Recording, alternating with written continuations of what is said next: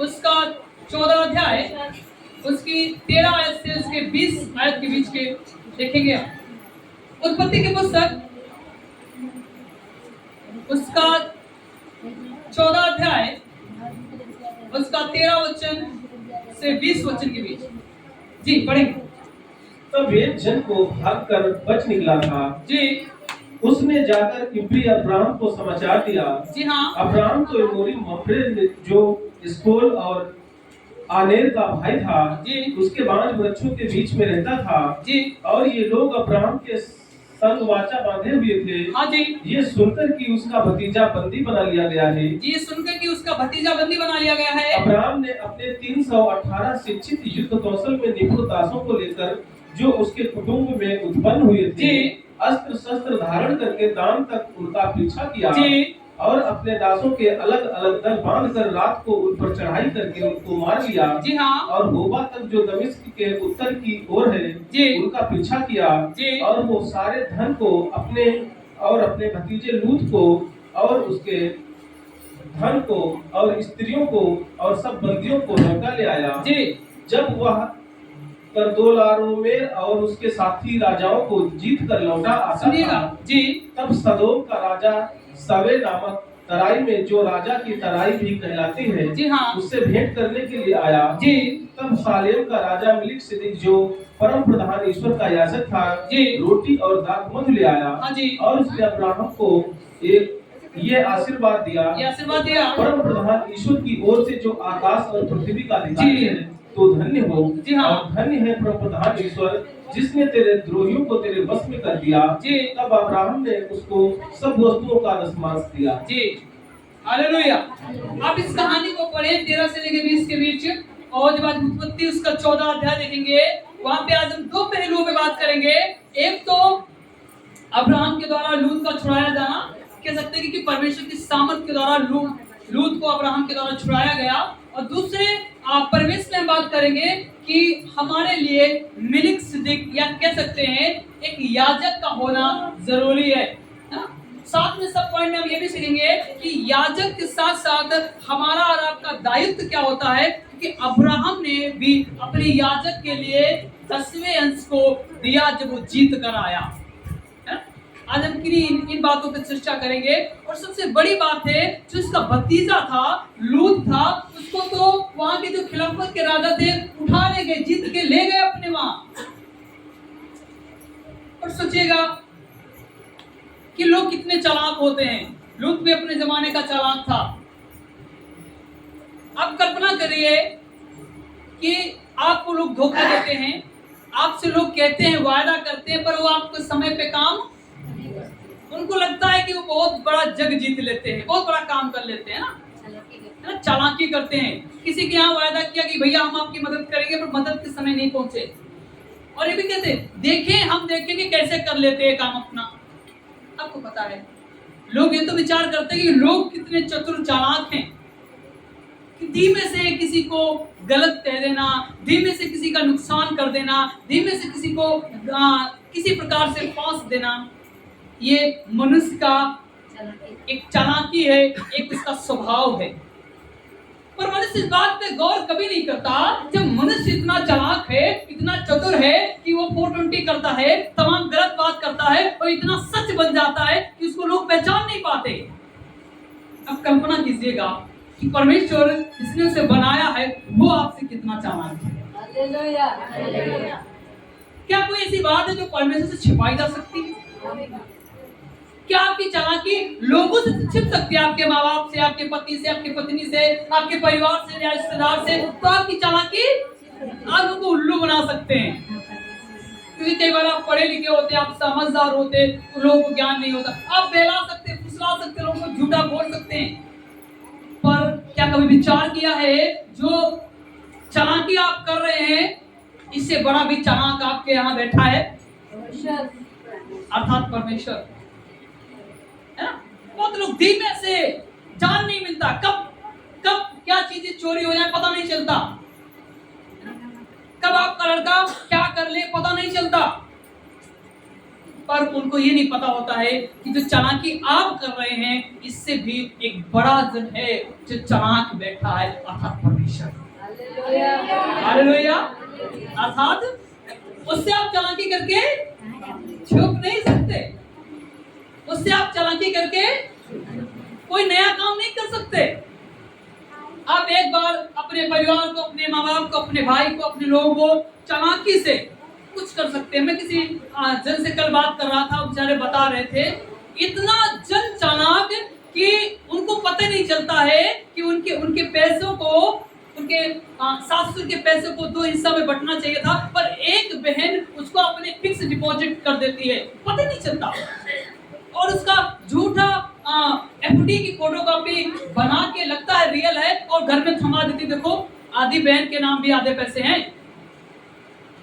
आपको पता है कई बार लोग ऐसे चालाकी करते हैं, मतलब माँ बाप का जो हिस्सा है वो तो बहनों में या भाई में बराबर होना चाहिए ना, पर एक चालाकी से एक बहन ने क्या किया, अपने 16 लाख रुपए को फिक्स कर दिया अपने खाते में और घर में झूठा कागज दे दिया, देखो छोटी बहन के भी नाम है। आपको पता है एक दिन सच्चाई खुलती है और इससे चरमरा जाता है। मैं आपको बताना चाहता हूँ हमारी चालाकी, हमारी शोहरत, हमारा पैसा, हमारा व्यापार, हमारी लोगों से मुलाकात, हमारे लोगों से प्यार व्यवहार, ये सब तो अच्छे हैं, पर कई बार चालाकी आपको एक गलत एक तरीके में या एक गलत संदर्भ में लेकर चली जाती है ना। मैं कहना चाहता हूँ जितना चालाक आप उससे कई ज्यादा चालाक परमेश्वर है। हालेलुया। और वचन में लिखा है कि भैया लूत ने भी चालाकी की थी और देखा था जो कुछ उसने आंखों से देखा, ये यर्दन नदी से लेकर और जी यस जो और भूमि थी वहां पे वहां के जो राजा थे, आसपास की जो भूमि थी, सदोम और अमोरा के स्थान की जो भूमि थी वो बहुत उपजाऊ थी। उसको लगा कि यही चुन लेना चाहिए, चुन लेता है। और जब लिखा है कि परमेश्वर ने फिर से अपनी वाचा को अब्राहम के साथ में स्मरण किया और दोहराया, और आज हम उसी को देखेंगे कि वही अब्राहम इस लूत के लिए एक छुड़ाने का काम करता है। कौन? लूत का चचा, भतीजा तो चला गया, लोग राजा उसको जीत कर ले गए, उसके दास दासियों को ले गए, उसकी संपत्ति को ले गए, सब कुछ ले गए। वचन में लिखा है 13 वचन क्या कहता है, तब एक जन जो भाग कर लिखा है जो एक जन भाग कर बच निकला था लूत के यहाँ से, उसने जाकर इब्री अब्राहम को समाचार दिया। लिखा है उसने जाकर एक समाचार दिया अब्राहम को।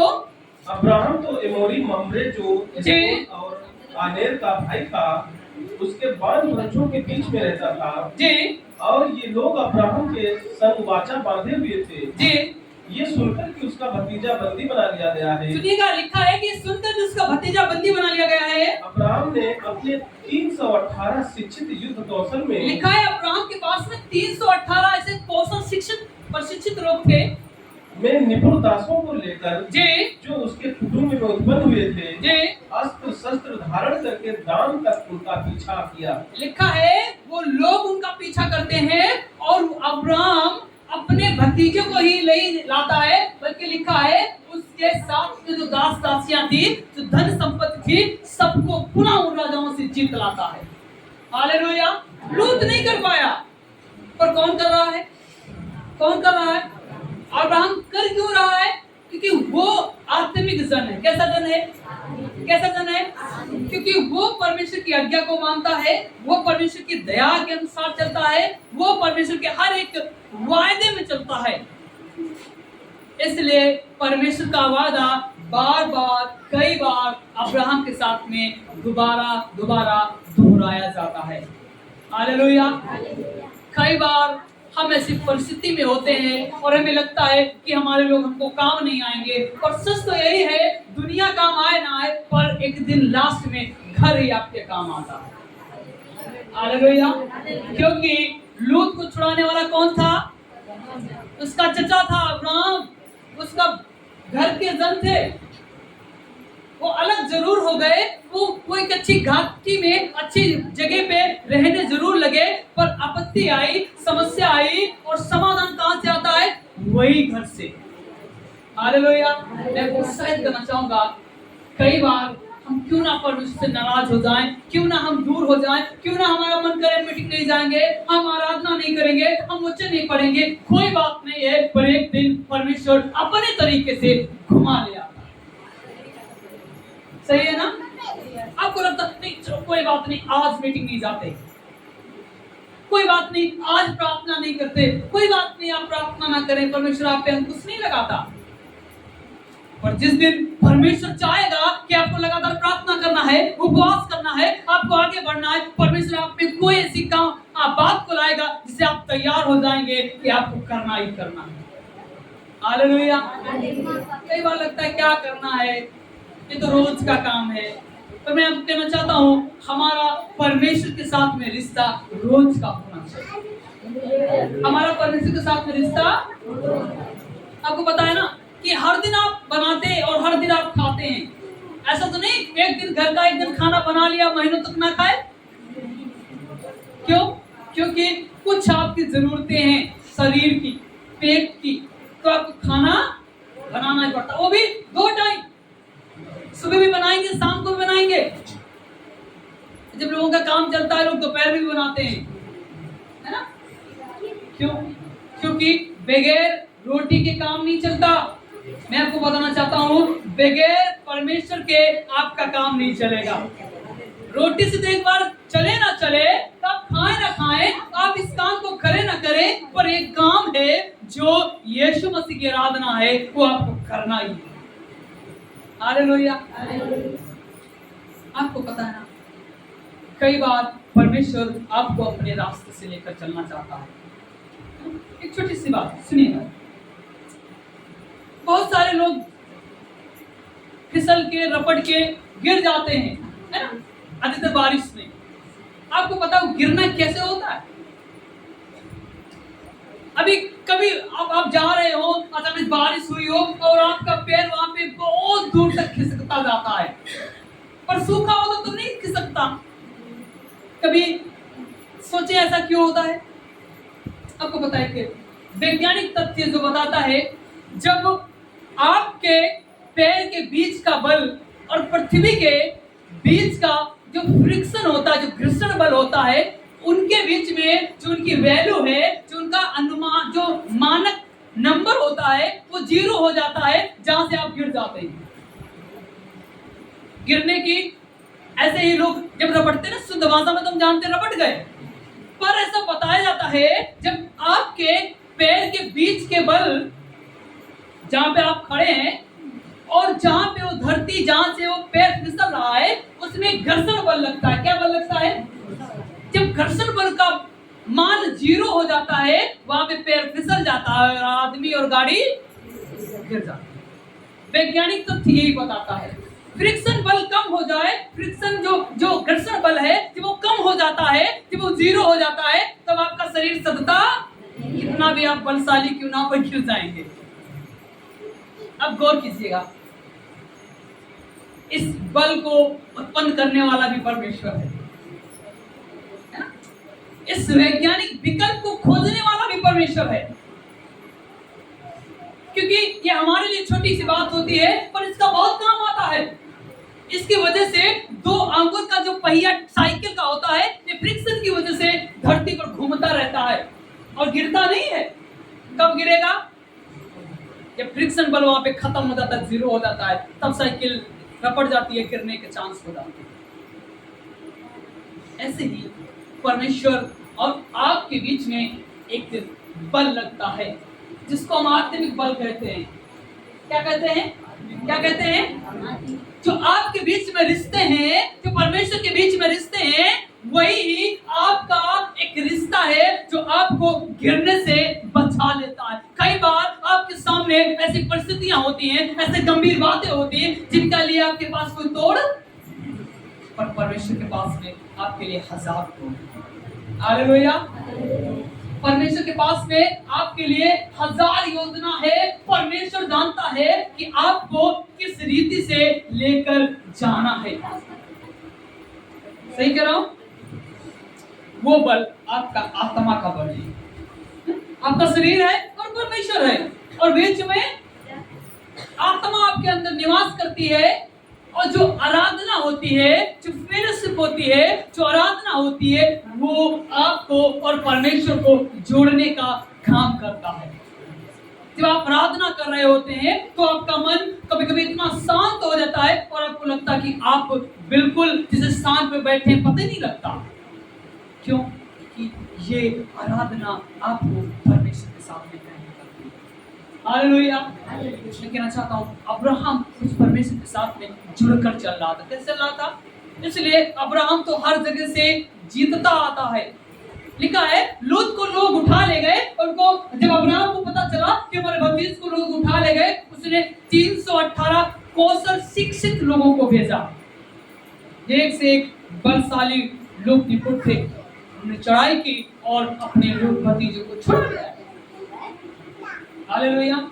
जब लिखा है सिर्फ भतीजा ही नहीं आया, लिखा है दास दासियों को भी परमेश्वर छुड़ाकर उनको पुनः अपनी जगह पे लेके आता है। कई बार हमारे भी ऐसी बंदिशें हमको उठा ले जाती है। हमारी बीमारियां, हमारी दिक्कतें, हमारी सामाजिक दिक्कतें, हमारी परिस्थितियां हमें उठा ले जाती है और अपने में जाकर बंद कर लेती है, बांध लेती है और छोड़ने का नाम नहीं लेती। आपको पता है जब आप प्रार्थना करेंगे परमेश्वर आपके लिए एक मार्ग, हालेलुया, जब आप प्रार्थना करेंगे तो परमेश्वर आपके लिए एक मार्ग तैयार करेगा और आप छूटने पाएंगे। हालेलुया। आगे बढ़ेंगे क्या लिखा? 17, 18, 19 सुनिएगा। एक पहलू था, दूसरा पहलू क्या कहता है सुनिएगा। जब वह 6 कदोर्लाओमेर और उसके साथी राजाओं को जीतकर लौटा आता था। सुनिएगा, जब वो अब्राहम वापस आ रहा है, लौट कर आ रहा जीत कर जी, तब सदोम का राजा, लिखा है सदोम का राजा सावे नामक तराई में जो राजा की तराई भी कहलाती है जी, उससे भेंट करने के लिए आया। उसे भेंट करने के लिए आया। तब सालेम का राजा मिलिकसिदिक जो परम प्रधान ईश्वर का याजक था। सुनिएगा, लिखा है जो सलेम का राजा था, जो परम प्रधान मिलिकसिदिक की रीति पर याजक था, रोटी और दाख मधु ले आया। लिखा रोटी और दाख मधु ले आया और उसने अब्राहम को ये आशीर्वाद दिया। लिखा उसने अब्राहम को आशीर्वाद दिया। परम प्रधान ईश्वर की ओर से जो आकाश और पृथ्वी लिखा का है अधिकारी है, परम प्रधान ईश्वर की ओर से जो आकाश और पृथ्वी का अधिकारी है, तू धन्य हो, तू धन्य हो। और धन्य है परम प्रधान ईश्वर जी, जिसने तेरे द्रोहियों को तेरे बस में कर दिया है। लिखा है धन्य है वो परमेश्वर जिसने तेरे द्रोहियों को तेरे बस में कर दिया है। तब अब्राहम ने उसको सब वस्तुओं का दशमांश दिया। लिखा है तब अब्राहम ने उस राजा को, याजक को, जो मिलिकसिदिक की रीति में कहलाता है, उसको क्या दिया? क्या दिया? आपको पता है जब लोगों से बात की जाती है कि आपको सेवा के लिए टाइप को, दशमेंश को या जो भी ऑफरिंग होती है वो देना चाहिए या देना होता है, ये आज की बात ही नहीं, क्या ऐसा मैं नहीं कहता, पर वचन में लिखा है नया नियम भी इसके साथ में साक्षी देता है। और पुराने नियम में अब्राहम जो अपने जमाने का बहुत वरिष्ठ प्रभु का दास रहा, राजा भी रहा, उसने भी अपने दशमेंश को अपने याजक को, सीनियर को दिया। हालेलुया। मैं आपको कहना चाहता हूँ मिलिकसिदिक रीति, जो मिलिकसिदिक इस्तेमाल शब्द किया गया है, इसको अगर आप तोड़ के देखेंगे तो मिलिक का मतलब होता है राजा और सिदिक का मतलब होता है धर्मी। जो धर्मी राजा है वही हाई प्रीस्ट कहलाता है। क्या कहलाता है? सबसे ऊंचा याजक। और मैं इसको आपको बताना चाहूंगा, जो परमेश्वर ने हमारे लिए एक हाई प्रीस्ट दिया है वो हमारा याजक प्रभु यीशु मसीह है। कौन है? कौन है सबसे बड़ा याजक हमारे लिए? कौन है? प्रभु यीशु मसीह। लिखा है उसके खून बहाए जाने से हमको उसने मोल खरीदा। आपने भी गीत सुना ना, उसके लहू से हम खरीदे गए हैं। यीशु ने आपको खरीदा है। आपका जीवन तो इतने दिक्कतों के साथ गुजर रहा था, आपके पास में आशा नहीं थी, पर परमेश्वर ने आपको एक आशा दी है। क्यों?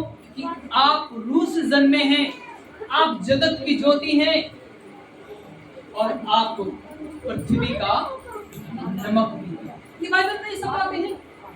आप जगत की ज्योति हैं, आप पृथ्वी का नमक हैं और आप रूह से जन्मे हैं। आपको पता है एक बहुत होशियार और बहुत पढ़ा लिखा जन यूहन्ना रचित सुसमाचार में मिलता 3 अध्याय में, उसका नाम है निकोदेमुस, है ना, जानते हैं ना।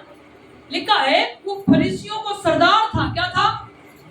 किसका सरदार था? मतलब जो वहां की समाज रहती थी, लोग रहते थे, उनको बड़ा याजक था। जब भी हजारों की पब्लिक रहती है उनमें वो सरदार था और बहुत वरिष्ठ था, बहुत पढ़ा लिखा था, उम्रदार था। वो भी यीशु से मिलना चाह रहा था, पर दिक्कत ये थी कि समाज की रीति से ना जान पाए, इसलिए वो रात में मिलने के लिए यीशु के पास में जाता है और कहता है मैं जानता हूं तू ही परमेश्वर की ओर से गुरु बनकर आया। आपको पता है वहां की जनता नहीं जान पाई, वो भीड़, वो हजारों की भीड़, लाखों की भीड़, कौन जान रहा है? कौन जान रहा है? निकोदेमुस जान रहा है कि ये परमेश्वर का, यही परमेश्वर है। और एक सवाल करता है, प्रभु हमें नए जन्म के लिए क्या करना चाहिए? यीशु ने कहा जब तो कोई नया जन्म ना ले तब तक तो परमेश्वर के राज्य में प्रवेश। सोचिए वो बहुत पढ़ा लिखा, बहुत रईसजन, पर क्या सवाल करता है, अरे ये तो ठीक है, हम आपकी गुण गाएंगे, हम आपके पीछे चलेंगे, पर प्रश्न ये है नए जन्म के लिए क्या करें? उसके निकोदेमुस का शब्द लिखा कि हमें फिर से अपने माँ के गर्भ में जाना चाहिए। और प्रभु ने कहा कि हमें तो दोबारा जन्म लेने के लिए आत्मा और जल से जरूरी है। हालेलुया। मैं सही कह रहा हूं, जब तक आत्मा के द्वारा ना पनपे, तो जल से हम ना जन्मे, आत्मा के द्वारा ना जन्मे, तब तक हम इस संसार में, संसार की रीति है, परमेश्वर के जन की रीति नहीं है। सही कह रहा हूं? आपको और हमको कई बार संसार के दृष्टिकोण से न देखकर हमें परमेश्वर के दृष्टिकोण से देखना पड़ता है। कई बार हमें लगता है कि हम संसार की रीति से ना देखकर हम किसकी रीति से देखें? किसकी रीति से देखें? परमेश्वर की ओर। चालाकी की रीति से नहीं देखना है। कई बार लोग चश्मा लगाने पर भी सही नहीं दिखता, कई बार चश्मा बनाने वाला भी गलत चश्मा बना देता है, कहीं सर दर्द हो जाता है, कहीं पास का दूर दिखता, दूर का पास दिखता है ना। पर जब हम जाते ना, भैया सही नहीं बना, इसको दोबारा बना, तो बनाता है। आपको पता है कि हमें सही दृष्टिकोण सिर्फ परमेश्वर दे सकता है। हालेलुया। सही दृष्टिकोण सिर्फ परमेश्वर दे सकता है। क्यों? क्योंकि हम उसके बेटे हैं और हम उसकी बेटी हैं, इसलिए हमें भी परमेश्वर के साथ में अच्छे संबंध में और अच्छे रिश्ते में आना चाहिए। उपवास का क्या मतलब होता है? उपवास का क्या मतलब होता है? यस, परमेश्वर के साथ में अपने रिश्ते को गहरा करना। और हम गहरे करने के बजाय में जल्दबाजी में गहरा नहीं करते, छिछल कर लेते हैं। फिर समझते हैं जहाँ पे कम गहराई हो बस आप दौड़ते निकल जाए पानी से। गहराई समझते हैं जब वो पानी आपके सीने से ऊपर जा रहा हो और आपके पैर न लग रहे हो, उसे गहराई कहते हैं। और ये गहराई हमारे रिश्ते में परमेश्वर के साथ में होनी चाहिए, जहाँ पे आपको परमेश्वर संभाले। हालेलुया। आपको पता है एक जन ने सोचा कि मैं परमेश्वर की आराधना करता हूँ, इतना मेहनत करता हूँ, क्या परमेश्वर मेरे साथ में रहता है? वो रेगिस्तान का रहने वाला था और वो रेगिस्तान में पैदल चला। वो जान गया कि ये परमेश्वर मेरे साथ में है तो हम चलेंगे तो परमेश्वर भी हमारे साथ में चलेगा। ऐसा संभव होना चाहिए। वो एक दिन चला 1-2 मील और लगा कि उसके साथ में और भी पैरों के निशान हैं, और भी पैरों के निशान हैं। ये तो बहुत खुश हुआ, पर एक दिन चला तो उसको उसके पैरों के निशान तो दिखाई दिए, दूसरे पैरों के निशान दिखाई, बहुत नाराज हो गया। अरे परमेश्वर, मैं आपकी आराधना करता हूँ, मैं आपकी उपासना करता हूँ, मैं सारे उपवास को रखता हूँ, सारी मन्नतों को मानता हूँ, कलीसिया बराबर निकल के आता हूँ, पर तू मेरे साथ आज नहीं, तू मेरे साथ आज नहीं। वो बैठ गया अपना माथा पकड़कर और बहुत दुखी। प्रभु क्या बात है, आप रोज हमारे साथ में चलते, आप रोज हमारा ख्याल करते थे, और आज मैं जब पैदल चल रहा हूँ, आज मुझे लगा कि आप मेरे साथ नहीं हैं। जब वो बैठ जाता है और लंबी सांस लेता है, तब परमेश्वर उसके पास निकलता है। कहता देख, जिन तू निशानों को देख रहा है वो भी तेरे नहीं है, क्योंकि मैं तो तुझे गोदी लिए फिरता हूँ और वो निशान जो है वो मेरे ही हैं। तो सुन के अपने आप को बहुत धन्यवाद देता परमेश्वर को। और यस लिखा है, परमेश्वर तो आपको पैदल चलने की बात छोड़िए, आपको गोदी में लिए फिरता है। हालेलुया। आपको पैदल चलने की जरूरत नहीं है, आपको परमेश्वर तो उठाए लिए फिरता है। दुखों में, संघर्षों में, दिक्कतों में परमेश्वर आपको अपनी बाजुओं में समा लेता है। निशान आपको दिखे ना दिखे, पर परमेश्वर आपके साथ में था और है, और परमेश्वर आपके साथ था और है और रहेगा। क्यों? क्योंकि वो आपके साथ कई मरतबा चले ना चले, पर आपको तो गोदी में लिए फिरता है। सही है ना? बोले हालेलुया। जैसे आप अपने छोटे बच्चे को गोदी लिए फिरते हैं, परमेश्वर आपको हाथों में ले लेता है। परमेश्वर आपको गधेलियों में, हाथों में और उन बाजुओं में छिपा लेता है जहां पे उसकी नजर नहीं आती। और आपको पता ना, एक छोटा बच्चा, उसे मेले में ले जाओ और उंगली पकड़ाओ और उसे चलो मेरे साथ में छोड़कर अलग देखता है। वो दुकान देखेगा, ये दुकान देखेगा, उसको आपके साथ चलना मजा। ऐसे ही आज के समय में हमारा आपका जीवन है। कई बार परमेश्वर की उंगली पकड़ के चलने में मजा नहीं आता आपको और हमको, संसार को, वो तो लगता है नहीं ये सही नहीं है, हम सयाने हो गए, ये हमें क्या सिखाएंगे। पर आपको पता है, जो पिता आपके लिए जमाने से बुजुर्ग तक आपका पालन करता है, आपको लालन करता है, आपकी देख रेख करता है, उसने दुनिया देखी होती है, उसने ही आपके लिए जिंदगी संवारी होती है। हालेलुया। इसका मतलब है आपके परमेश्वर को पता है। आप बेशक उसकी उंगली पकड़ कर चले ना चले और झुकला के दूसरी दुकान की ओर देखने लगे, पर परमेश्वर को पता है आप वापस कैसे आएंगे। हालेलुया। हालेलुया। मैं आपको बताना चाहता हूँ, जैसे शालेम का राजा जो मेलिकिसदिक याजक कहलाता है, उससे मिलने अब्राहम पहुंचता है। लिखा है, अब्राहम ने अपने सारे कमाई का 10वें अंश को किसको दिया? किसको दिया? अपने याजक। और आज के लिए हमारा याजक कौन है?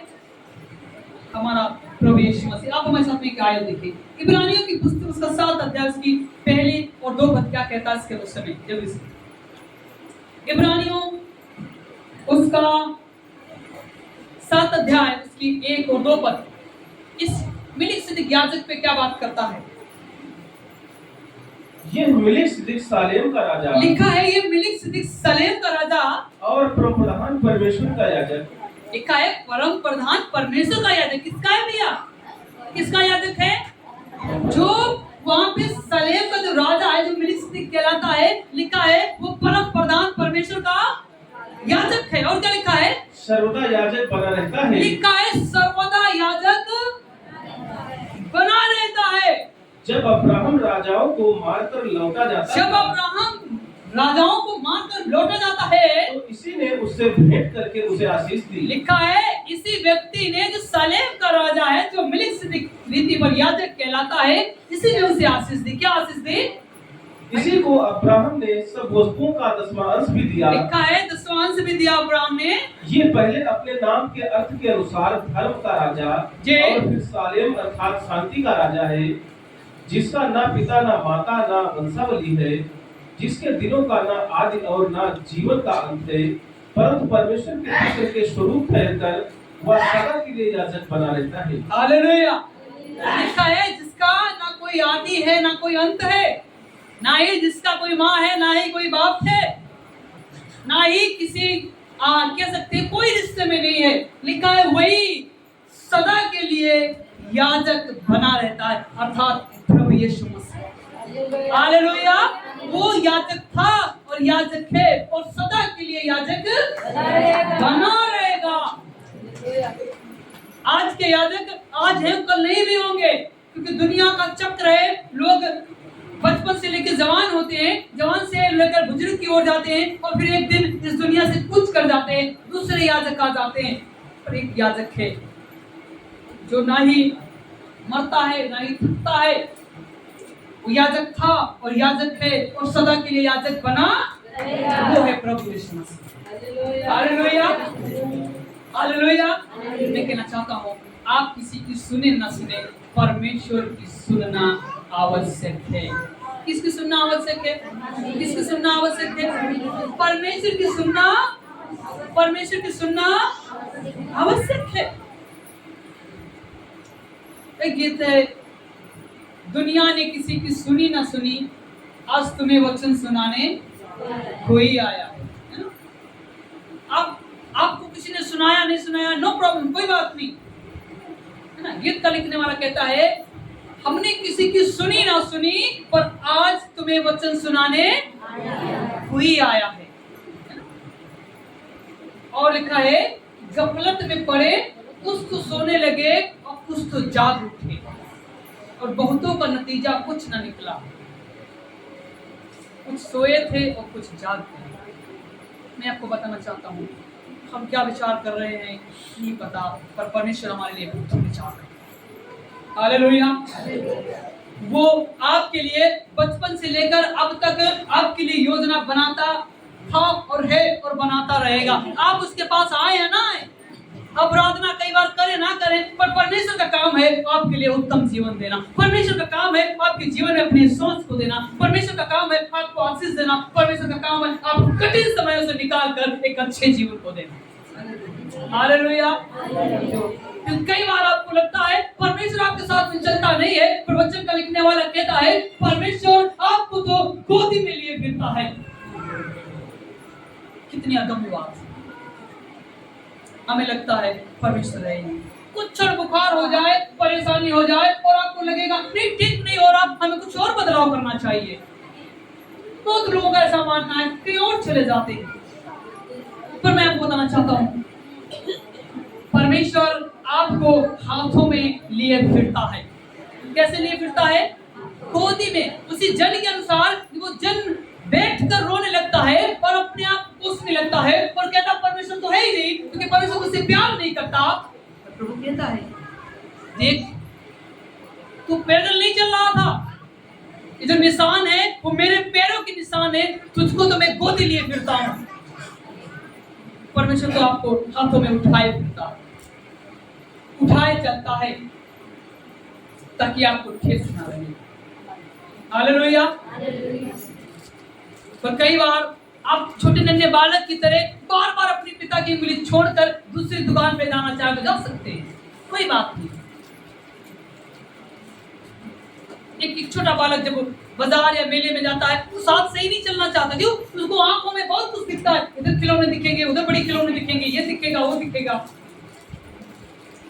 पर एक पिता को पता है कि आपके लिए उत्तम क्या है। हालेलुया। परमेश्वर जानता है आपके लिए उत्तम, इसलिए हमें परमेश्वर के वायदे के साथ में जीना चाहिए।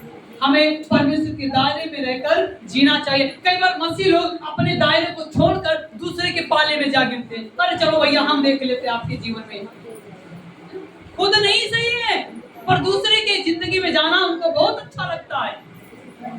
पर मैं कहना चाहता हूँ, हमारे जीवन में परमेश्वर का होना जरूरी है और हमारे जीवन में एक याजक का होना जरूरी है।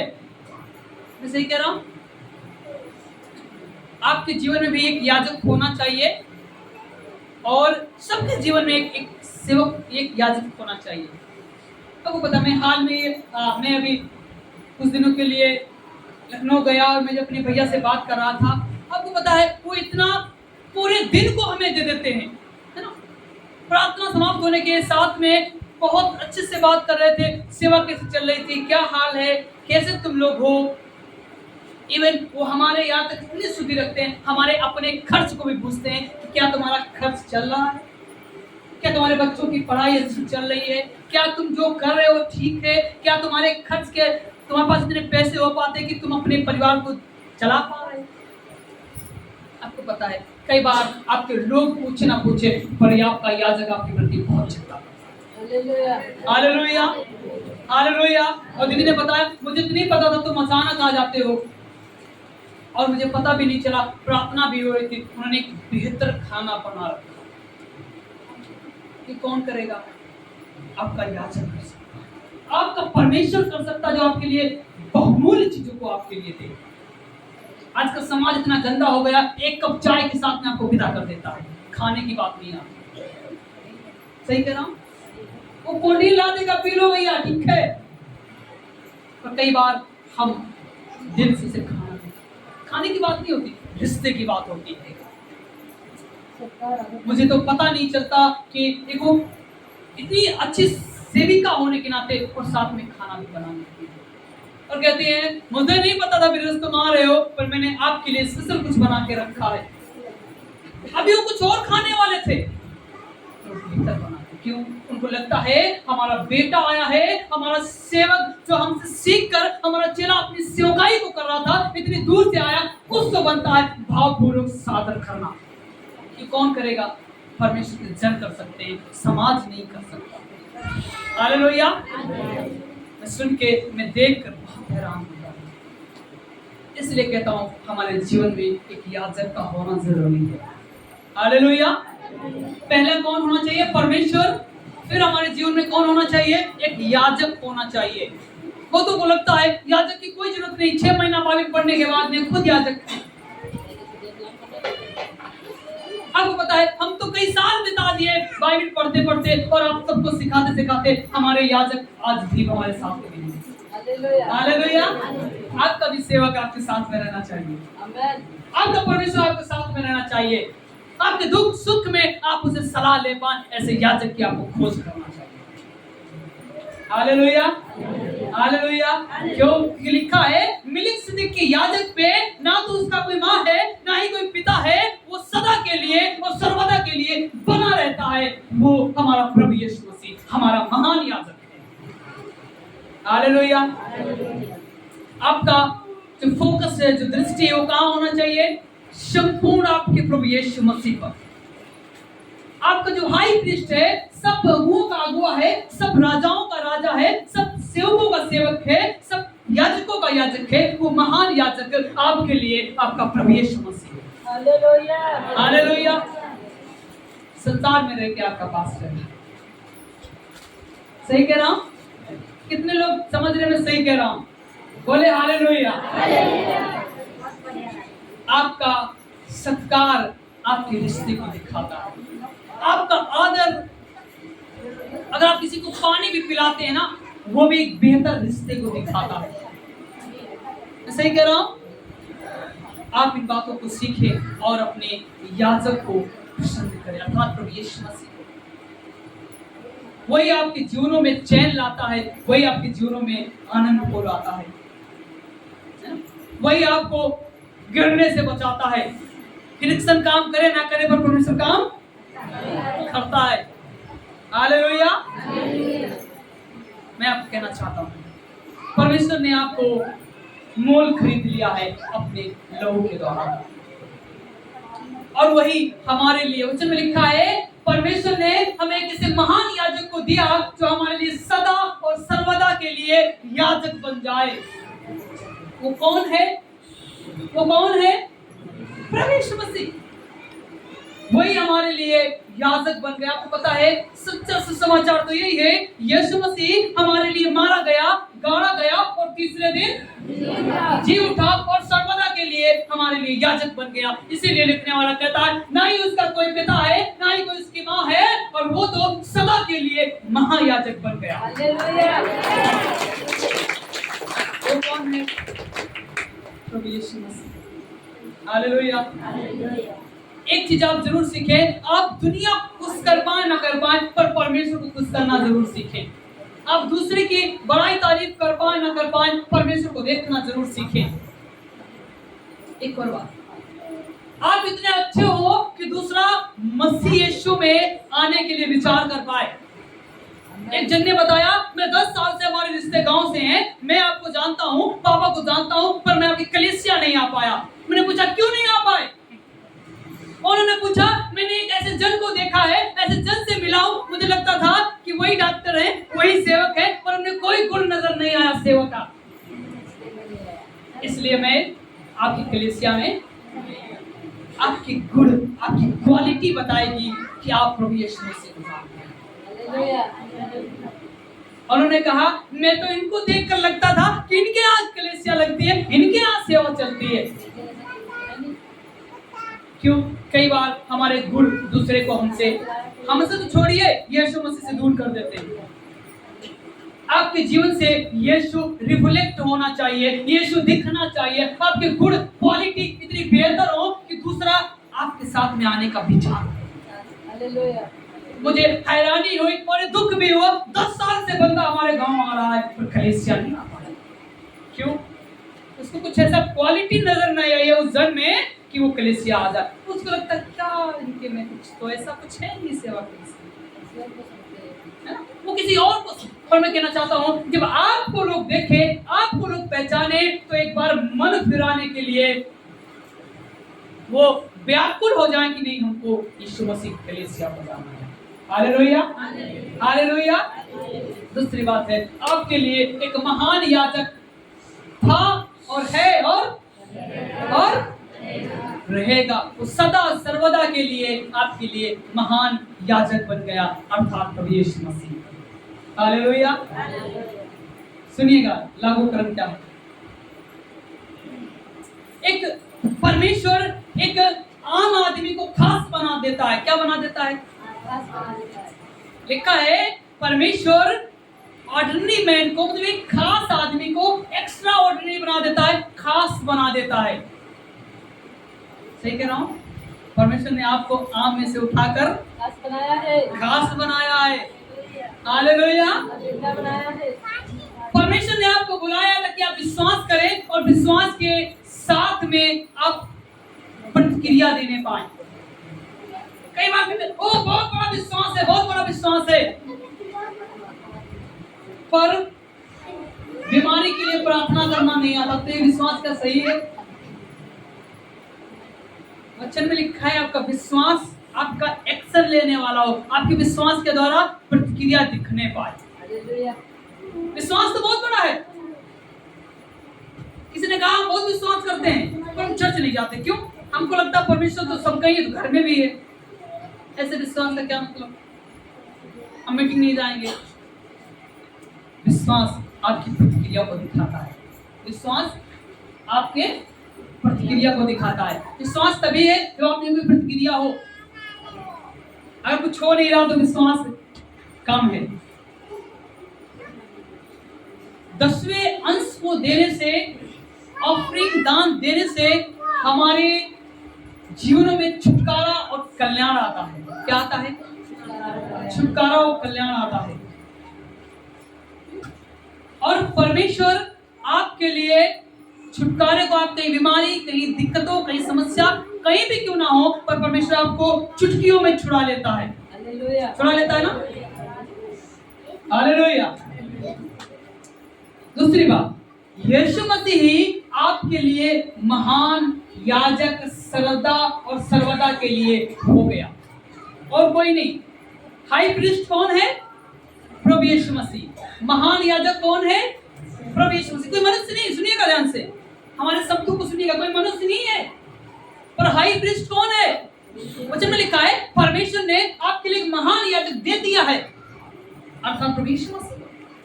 वो आपके लिए हाई प्रीस्ट और महान याजक है। लिखा है अब्राहम ने अपने याजक को 10वें अंश के सारी वस्तुओं का 10वां अंश दिया। हालेलुया। इसके लागूकरण क्या है? एप्लीकेशन सुनिएगा।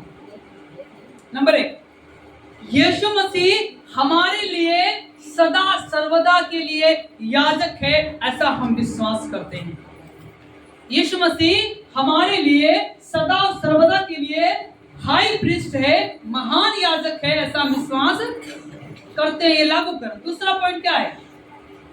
आपका भरोसा यीशु मसीह में होना चाहिए। आपका भरोसा किसमें होना चाहिए?